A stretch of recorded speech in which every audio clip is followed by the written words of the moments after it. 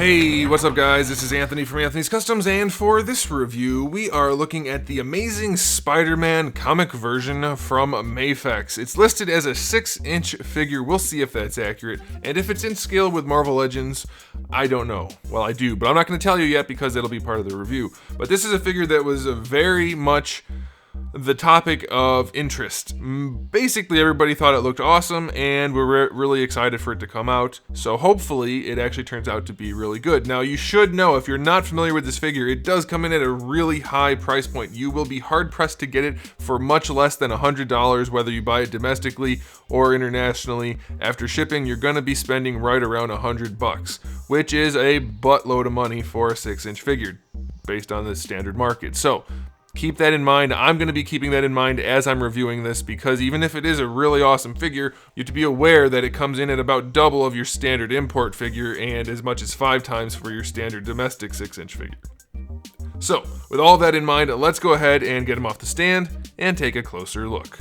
The first thing we're going to do is see if they lied. It's supposed to be 6 inches. Is it 6 inches? Let's start with centimeters. It's just shy of 16 centimeters, and if I know anything about my measurements, that should put it right at 6¼ inches. So they did lie, but in a good way. 6¼ inches puts it at 1/12 scale if he's about 6'3". There we go, math. And so I don't think Spider-Man's actually supposed to be 6'3", so it's slightly above 1/12 scale, which means it's probably a little under your typical Marvel Legends figure, because they're significantly more than 1/12 scale. So let's do some testing. First figure we're going to compare it to is the infamous Mcfarlane Spider-Man, which is the closest approximation to the same look that we're getting here. Kind of. There's 2 that are pretty close. Anyway, let's check the height. They're standing on the table right now. You can see the difference. So he's a little bit shorter, and you'll see at the end of the video this guy compared to other Marvel Legends so that you have a better general sense, but we're going to do a couple more here anyway. One thing to note while we're looking at this, his legs are kind of short. Not necessarily that it's a problem, but especially compared to this guy who's got really long legs, he does seem to have slightly shorter than average legs compared to the length of his upper body and arms. It's not really a problem, but it's something that you may notice as you look at the figure. Alright, let's compare him to the Raft Set Spider-Man, which is basically the same overall size as the Mcfarlane one. So, definitely a little bit shorter. And then here's one I wanted to compare it to just because this guy is close to what this one almost turned out as. For a while there, and I think for all the promotional artwork, this guy had that more turquoise color, which isn't quite as bad as this, and it was supposed to be very metallic, at least based on those images. It turned out we just got the dark blue that's very slightly metallic, so that's kind of cool. But size-wise, he's definitely a little bit short if you want it to match up with your Marvel Legends. It doesn't bother me, but it's something you may want to know. Now let's go ahead and talk about the aesthetics a little bit more. The red is not as consistent as I would prefer. It is everywhere except for on the chest. Right across his boobages, you can see it's a little bit brighter red than just about everywhere else. So I think they didn't quite hit it with the wash as much as they probably did everywhere else. It appears to me that he has a wash and airbrush shading around everywhere, except for right there. That seems to be lacking. So maybe that's not a universal thing. Some of you may not have that problem at all, so that's fine. The paint job otherwise is pretty clean. The red to blue transitions are nice. The white to black transitions are nice. Pretty much the webbing is filled in nicely with the wash. I really have no issues with the paint job. I don't mind the dark blue here. I'm kind of a fan of all the different colors of blue for Spider-Man. This one I think is good. However, I do think if we got one that looked just like this image right here, that would be the best. A little bit brighter blue, a lot brighter red, less dirty looking. That would be fantastic. That would be really, really nice. Look how nice and vibrant that is. I like that a whole bunch. This one is significantly darker, but I still do like it, and it matches very closely. And maybe that's why they did it with this one, so who knows. So that's all personal preference though, but ultimately it does look really nice.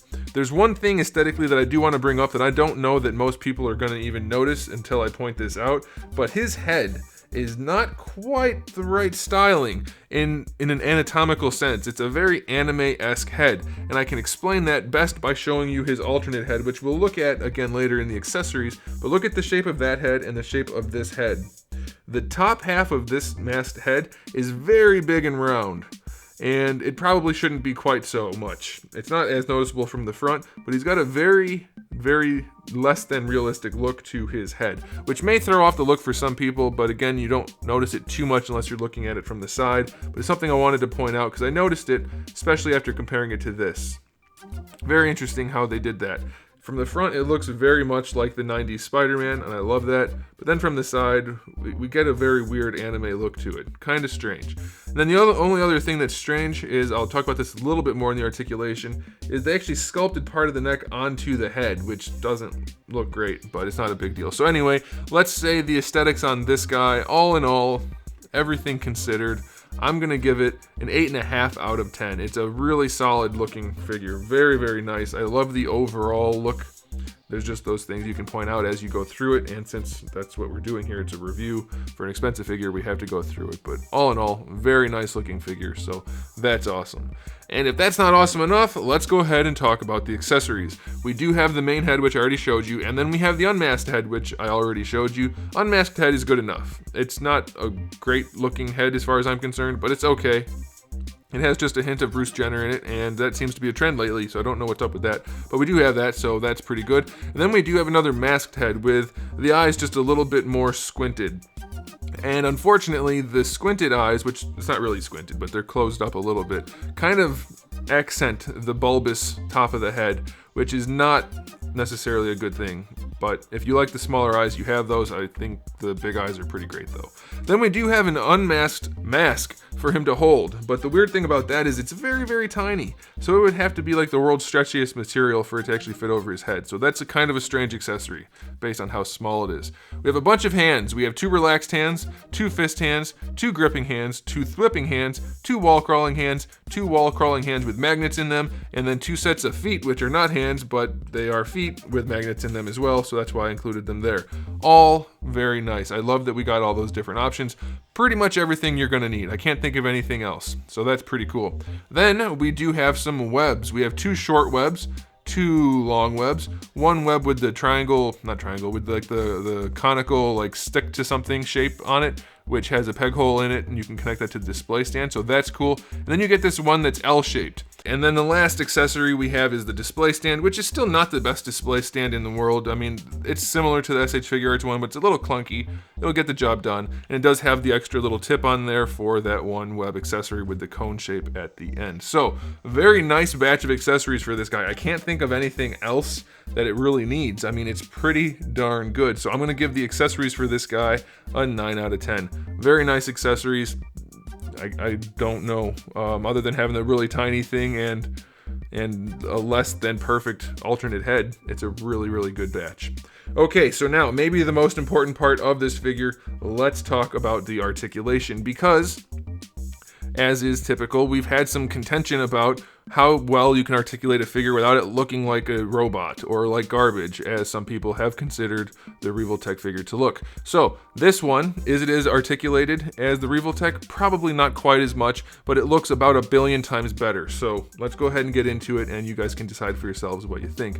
We have a double ball peg for the head on top of the neck, which allows the head to move basically however you want it to without the neck even moving. So that is really nice. And this is, like I mentioned before, why it's a cardinal sin to sculpt part of the neck on the head. You end up with this weird flap of skin that it's not bad on the back, obviously, but on the front, that's not good. It makes the chin look like he's got a really short chin, and it leaves a big ridge, obviously. So if you had just brought that sculpt line all the way back, it would have looked much better. But functionally speaking, it's about as good as you can get. That is just gorgeous. Then the neck itself is also on a ball peg, so you can pretty much pose the head however you want to without any trouble at all. It's wonderful. Very, very nicely executed. For the shoulders, we have this kind of butterfly joint. It's not technically a butterfly joint in how it works, but I'll just show you so you get a practical sense of how it works. This part moves around however you want it to. It's close to a butterfly, but it's more of like a, well, it doesn't matter. It moves around very nicely. Really, really well done. You can bring the arm all the way across the chest. You can bring it all the way back. No problems at all. And then the shoulder connects onto that with a ball peg, so it moves around a little bit within that butterfly joint. And then you have your ball hinge. So very, very nicely done. It looks good from basically every angle, and you can get all the posability out of it that you want. Is it exactly as much as the Revoltech? Probably not, but the trade-off to me is not even close, because it actually looks good all the time. So That's the way I would look at that. You don't have to if you don't want to. That's a subjective thing. Well, it's not. This looks way better and it doesn't perform as well, but it performs very close. Those are all objective things. All right, rotation for the bicep is fine. Double jointed elbow, wonderful. And then for the wrist, we have a little tiny ball hinge, which works no problem, so that's good. For the diaphragm joint, it's really functional. It does create some gapping, but you can lean them back really far. I do wish that didn't quite have so much of a ridge right there, but it does lean very far. It doesn't lean as far forward. That's because there's a cutout right here in the back that lets it lean farther back, but you still get decent range, and it does lean side to side very nicely. Rotation's good, so very nice diaphragm joint on there. Down here for the ball peg for the lower torso, it's a little bit more limited. It does lean forward and back nicely and side to side, but doesn't rotate, so be aware of that. But if you want them to lean, you can lean them over pretty far. I would have preferred a little bit farther leaning so that you can put them in more of like a crouched pose, but you can get them in some pretty decent poses, so we're not going to worry about that too much. Now for the hips, we have the hinge ball pegs, just like in SH Figure Arts really, and that's fine. They go forward pretty far, maybe not as far as you might like, but basically horizontally, and then out to the side, almost into the splits, so that's pretty good. Going backwards just a little tiny bit, and you do get a thigh swivel. So raising the legs up for like a web slinging pose, it's going to be a little bit trickier than some people might have preferred, but I think you'll be able to get into some pretty nice poses without too much hassle. I think it'll be okay. And then for the knees, we have a double jointed knee, not the best looking engineering wise, and it's a different color blue.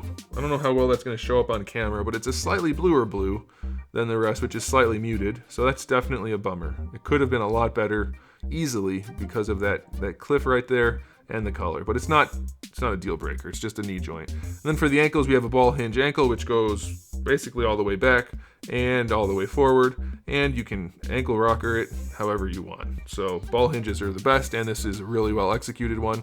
I love it. And we have a toe hinge, which is pretty good. How effective is it? It's not loose, but toe hinges are typically not going to support a figure anyway, so that's okay. So ultimately, the articulation on this guy is not absolutely perfect. I mean, it doesn't really have any problems, but it has a few things that could be better, let's put it that way. Whether it's the waist not twisting or the diaphragm having gaps or not going forward all the way, those are all very minor things. It's still technically a very effective set of articulation. So I'm going to give this guy an 8.5 out of 10 for the articulation. You really shouldn't have too much trouble posing him other than putting the legs up in certain ways, but you still should be able to pose him just fine. I mean, it's still pretty well articulated. So all right, guys, time for the final verdict on this guy. Subjectively, I'm happy with the color scheme. I think it could be better, but I can't make that an objective part of the review because that's going to change from person to person. What is here, though, is done really well, aside from the slightly brighter red on the chest. Everything else is painted very nicely. Sculpt is really good. Articulation is really good. Accessories are really good. I'm going to give this guy, even considering the price point, because it is very expensive, but it comes with a lot of stuff and is done really well, I'm going to give him an 8.5 out of 10. It's a really, really solid release, and if you don't mind spending the money, you're going to be very pleased with owning this figure. It's a lot of fun to pose. It's a lot of fun to look at. Very few things that really need to be changed to make it a 10 out of 10. So I definitely recommend it, and I think you guys are going to enjoy it. So there it is, guys. If you like Spider-Man stuff, I have a whole playlist for you. Lots of stuff there, and I've got thousands of other reviews on the channel, so make sure you check that stuff out. And I do have new content coming out almost every single day, every day except for Wednesdays, so make sure you come back for that. And in the meantime, keep collecting.